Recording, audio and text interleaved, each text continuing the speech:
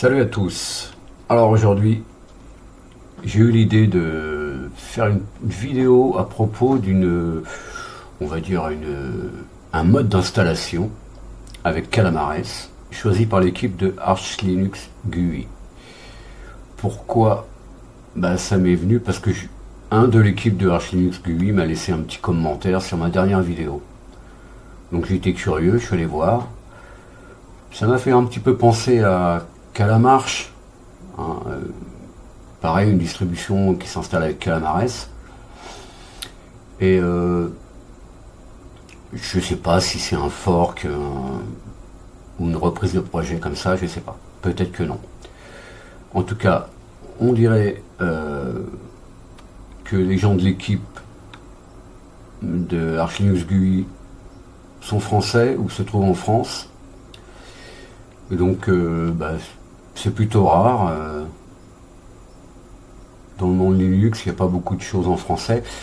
Donc je me suis dit, je vais prendre une ISO. Alors j'ai pris BSPWM Edition. Alors on va aller sur le site. Voilà. Voici le site de archlinuxgui.com. J'ai pris l'image ISO de BSPWM, puisque je l'utilise au quotidien, BSPWM. Je me suis dit, voilà, je devrais pas être trop perdu. Donc j'ai téléchargé l'ISO, elle fait environ 1 giga 3 et elle est un petit peu customisée, hein, pas beaucoup. Alors, bonne chose, il n'y a pas de dépôt tiers, donc c'est du Arch Linux pur plus un peu de custom, mais ça me fait penser à Archlabs, donc ça me plaît, parce que Archlabs est mort, et donc voilà, c'est bien. Alors, j'ai créé une machine virtuelle, 4 CPU, 6 Go de RAM, un disque dur de 128 Go que l'on va partitionner dans Calamares. Ok, donc je vais lancer la machine. Je ne vous fais pas plus attendre. On lance l'image, donc c'est de l'UEFI, hein, pour les vieux de la vieille qui utilisent encore MBR, etc.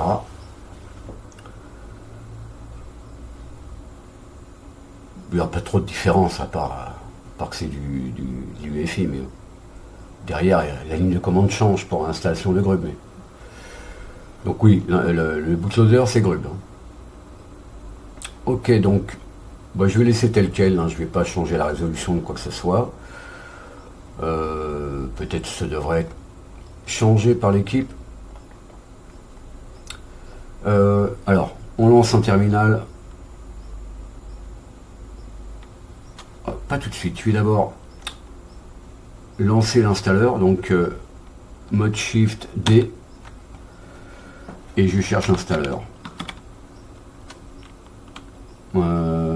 Install. Ah, mon clavier est en anglais. Arch install, on peut lancer Arch install, c'est curieux. Il est où l'installeur? Install. Je sais pas si c'est ça. Hein.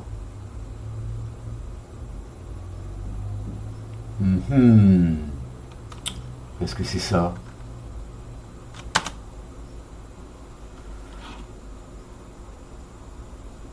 Non, apparemment c'est pas ça. Donc je recommence.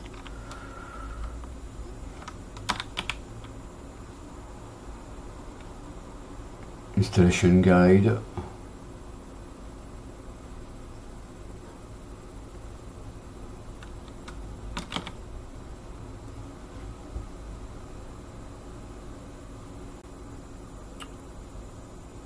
Je vais me rendre sur le site et je vais regarder comment ça se passe.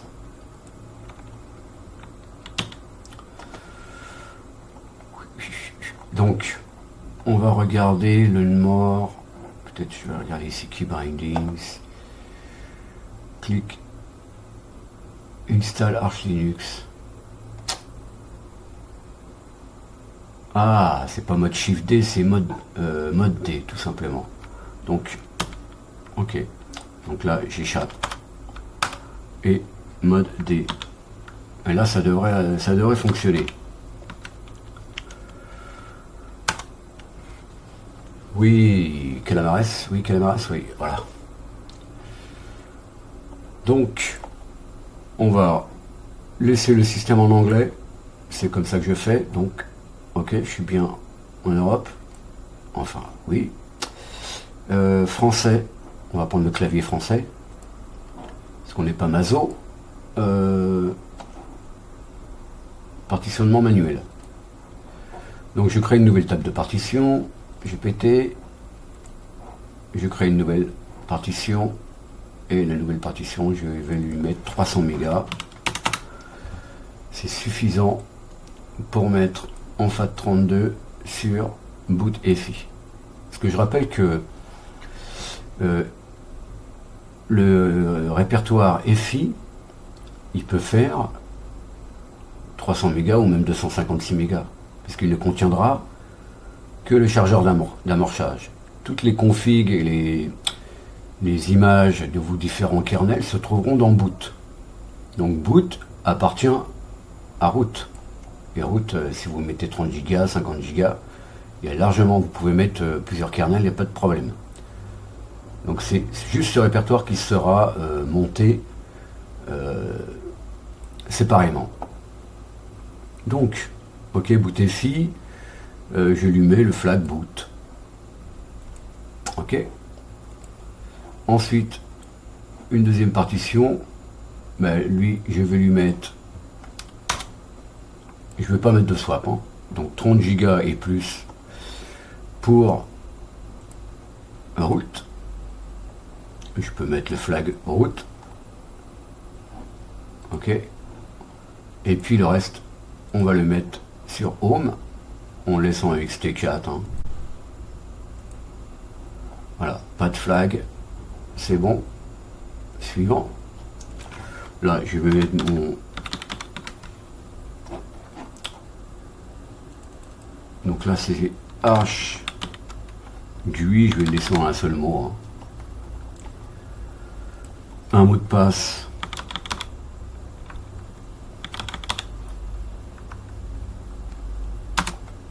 J'utilise le même mot de passe pour route.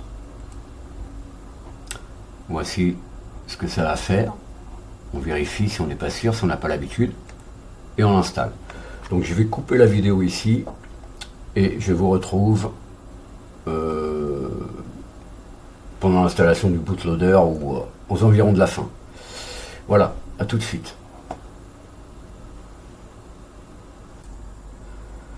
Bon, désolé les amis, je me suis fait surprendre. J'ai fait restart et j'ai fait next et puis ça a redémarré. Bon, voilà, on vient juste d'arrêter la machine et là je la relance maintenant qu'elle est installée. Ok. Donc on va se mettre en mode plein écran. On a un grub, ça c'est bien. Un menu. Donc là on pourrait enlever l'option quiet dans le grub. ETC default grub. On voit un petit peu. Ça c'est pas... Ok, l'IDM se charge.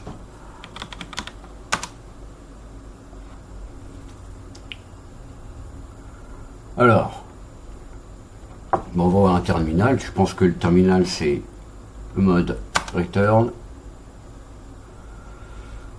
Ouais, qu'est-ce qui se passe? Je pense que c'est lié à la machine virtuelle, mais en tout cas, c'est très peu lisible. Et la transparence, bon, c'est pas trop mon truc, c'est trop transparent à mon avis. Parce que si j'édite un truc dans Vim, par exemple, je vais être un peu gêné avec les couleurs là. Donc, si je sais qu'il n'y a pas icon, donc on va voir si en le killant ça va améliorer les choses.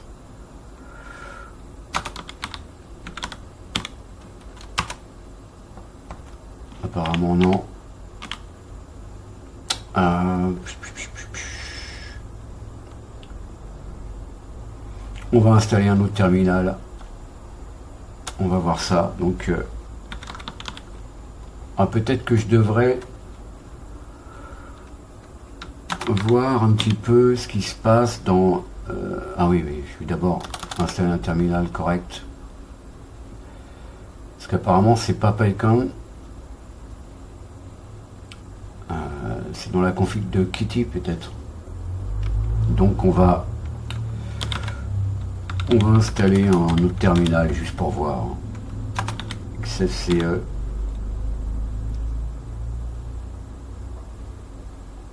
XFCE 4, pardon. Terminal. Et je vais mettre HTOP parce qu'il n'est pas installé, je pense. J'ai vu sur le site qu'il y avait GNOME,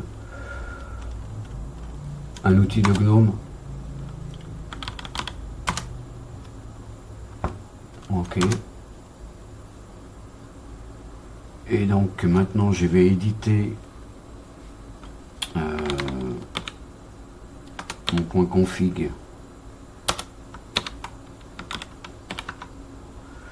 Et si c'est HKD, et si c'est HKDRC, voilà, Kitty. Donc là je vais mettre XFCE4 terminal.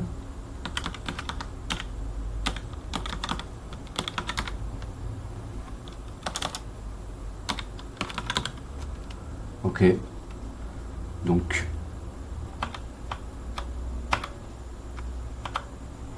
j'enregistre. Ok, donc je vais relancer SSHKD, donc c'est Super Escape. Oui, mais cap lock là. Bon. Ok, c'est le truc. Alors apparemment la police est mieux. Apparemment la police est mieux. Donc mode H, je crois. Ici, je vais fermer ça.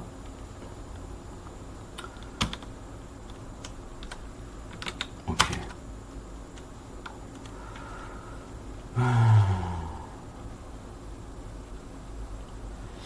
Et je vais quand même fermer la fenêtre. Et si je le lance comme ça, Kitty, on va voir. Peut-être que j'aurai des infos dans le terminal. Ah, voilà. Fail to enable transparency. This happens when your desktop environment does not support compositing.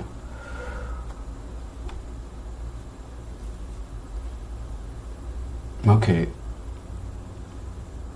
Donc c'est pour ça que j'ai ça. Donc ça, je pense que sur une machine réelle, ça devrait pas poser de problème. Ok. Alors, évidemment, HTOP n'est pas là. Ah si, je l'ai installé. Ok, donc 250 mégas, les gars. Donc ça, c'est du Light de chez Light. Ça, c'est pas mal. Voyons voir mes processus. On va trier ça par commande. Alors. Ok. Donc c'est bash le shell. Ok. Polybar example. Voilà, c'est tout simple. Et si c'est HKD machin. Ok. Donc, si je regarde ici, là, c'est quoi la ligne de commande? -M-1. Ok. Donc, je quitte et je vais voir un petit peu la config de BSPWM. Donc, Vim. Pardon. Config. BSPWMRC. Alors oui, il y a une ligne qui est commentée, moi je l'aurais laissé. j'aurais mis ici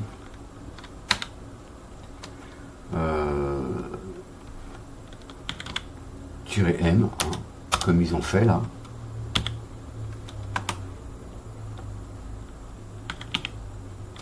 Voilà, et celle-ci, je l'enlève. Puisque pgrep, s'il ne trouve pas SSHKD, SSHKD se lance. Ce qui ça évite, quand on relance la config, à chaque fois qu'on fait des changements, bah, qu'il y ait plusieurs instances de SSHKD. Donc ça peut.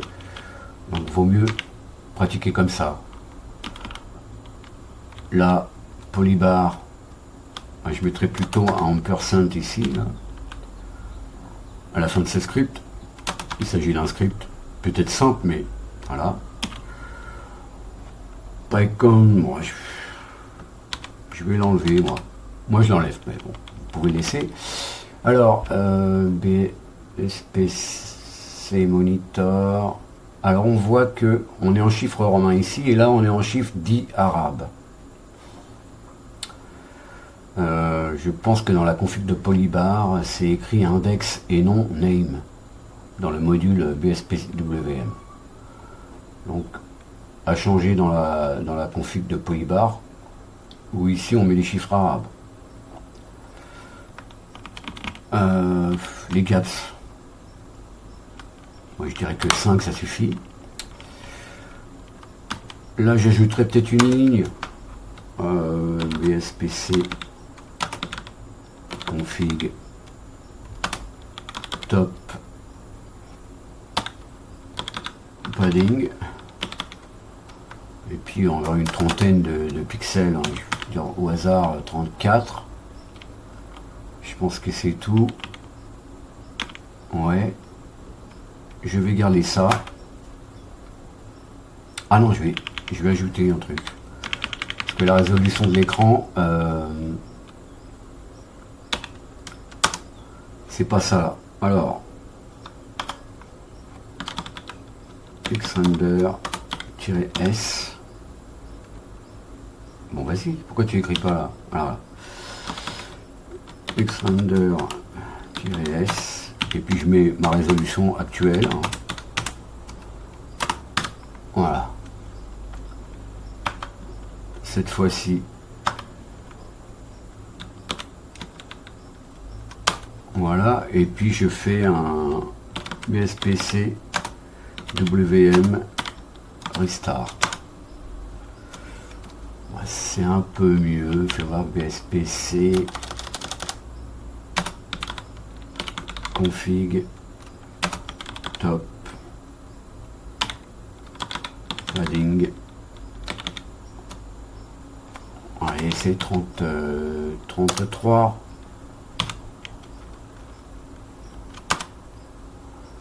Voilà. Ok. Alors. Oui, alors Kitty, bah, dommage pour le compositing, là c'est en machine virtuelle, ça fonctionne pas bien. Ou alors il faut changer les choses ici apparemment. Ignoring unknown config key, voilà. Ça c'est dans Kitty. Voilà. Donc ça crée des problèmes avec la police, c'est pas très lisible, c'est dommage. C'est pas dramatique, hein. Qu'est-ce qui... Alors, il y a un truc que j'ai remarqué, par exemple, si je fais mode Shift D, Refit Theme Selector, il ne fonctionne pas. Alors, pour savoir, ben, on tape ça dans notre terminal, et voilà, on a un problème, Wish n'est pas installé.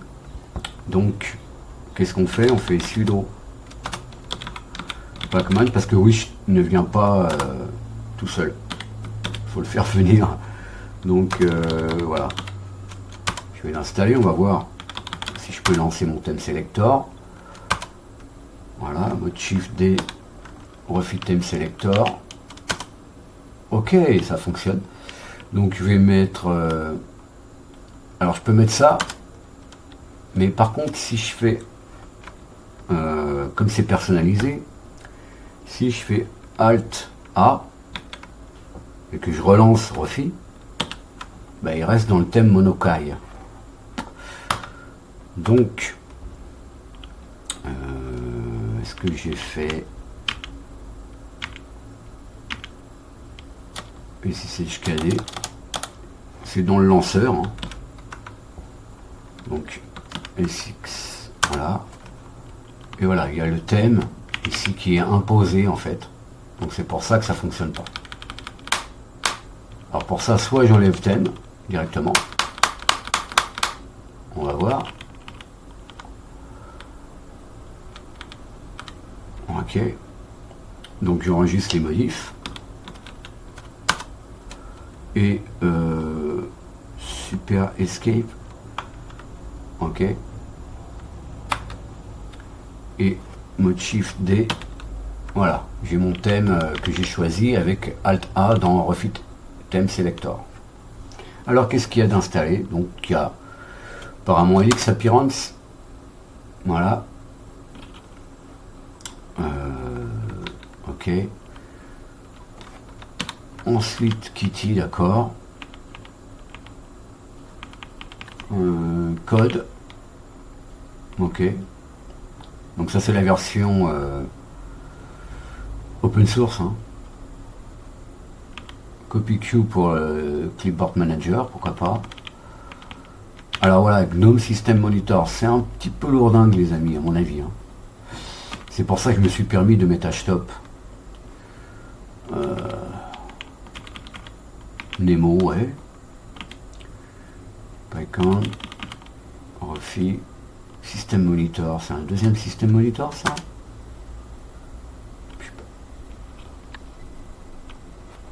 C'est quoi ça? About System Monitor.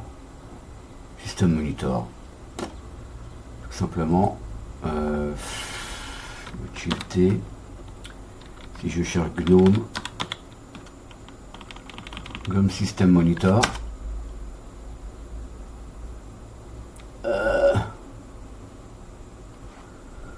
Soit il n'est pas là. Donc mode H, je vais regarder s'il est là. Toi.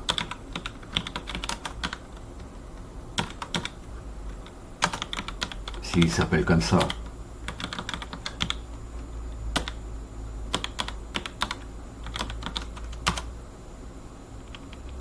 Hein? Pourquoi tu veux pas prendre ma ligne de commande?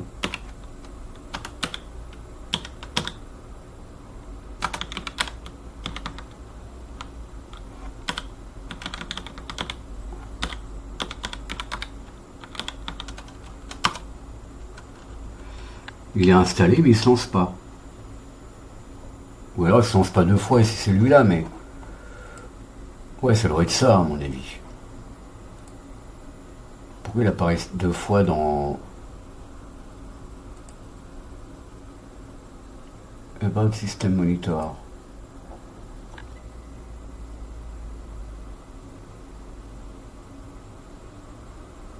Bon, c'est peut-être ça en fait. Hein.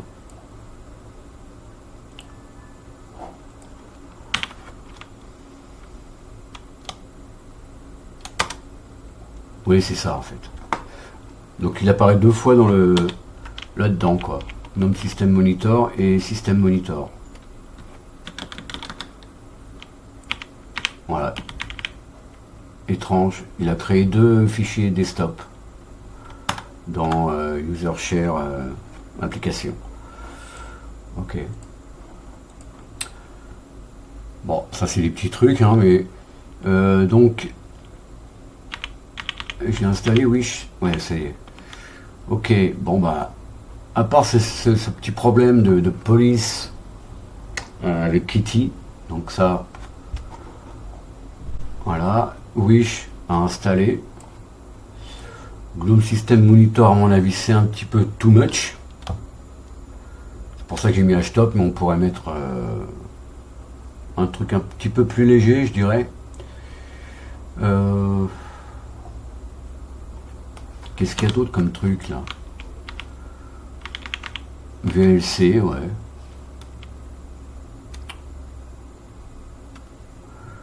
Ok, il n'y a pas de MPV. Non, il n'y a pas de MPV. Donc VLC, il fait l'audio et la vidéo, pourquoi pas. Il y a Rhythm Box. Voilà. Rhythm Box. Je pense qu'on pourrait alléger l'ISO encore un peu. En enlevant Rhythm Box. En laissant VLC. Ou l'un ou l'autre. Mais on n'aura pas de vidéo avec Rhythm Box. Image Viewer, ok.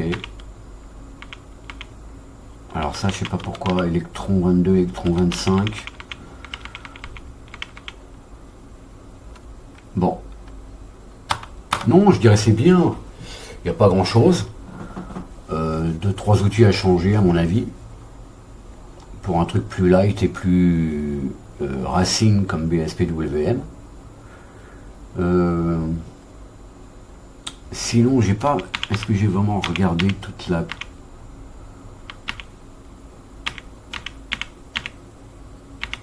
SSHKD là. Et où SSHKD? Voilà, RC.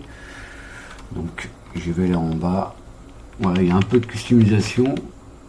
Alors, Super Shift O. Exec System CTL Reboot. Ouais. Je trouve un petit peu dangereux, mais. Parce que c'est un raccourci.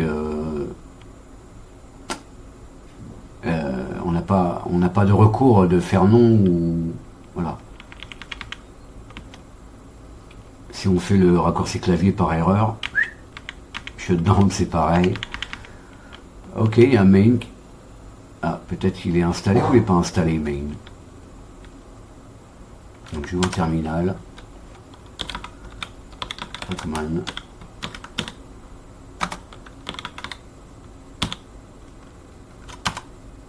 Il est installé, d'accord, très bien. Ah, désolé, hein, je cherche l'erreur.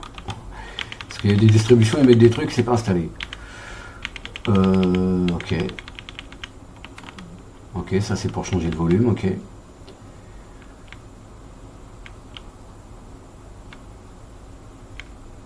Bon, ça c'est les trucs... J'ai vu ça, c'est personnalisé. Parce que dans la... Non, je dirais que c'est pas mal. C'est pas mal du tout.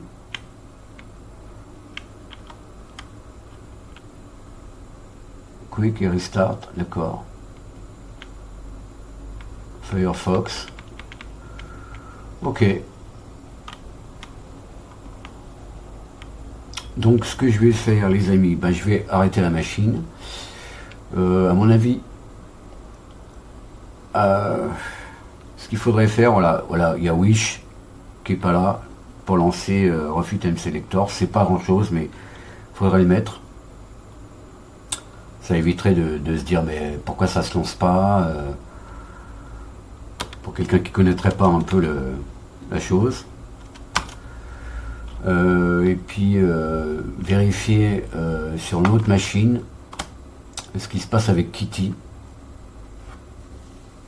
ou sur un autre système de virtualisation comme Virt Manager ou QEMU. Bon, moi je pense que c'est un bon truc, c'est une bonne un bon respin. C'est léger, on a vu 250 mégas. Franchement, il n'y a pas beaucoup de distributions qui sont aussi légères. Bon, bien sûr, à force d'installer des paquets, d'autoriser des services à se lancer, etc., bah, ça va s'alourdir, mais en tout cas, pour le contenu et, on va dire, la faisabilité, le workflow, etc., je pense que c'est bien. 250 mégas, c'est léger. Donc sur une machine pas trop puissante, ça peut marcher. Et sur une machine puissante, encore mieux. Donc il y a 2-3 trucs à revoir. Mais je dis bravo à l'équipe, il y a encore des choses à faire, mais À mon avis, on est sur un chemin qui va vers le meilleur, quoi. Une Arch Linux, son dépôt tiers, un peu de custom, que demander de plus? Voilà les amis, j'espère que vous ferez vous ferez votre propre avis en essayant la distribution. Et puis d'ici là, portez-vous bien. À la prochaine. Salut.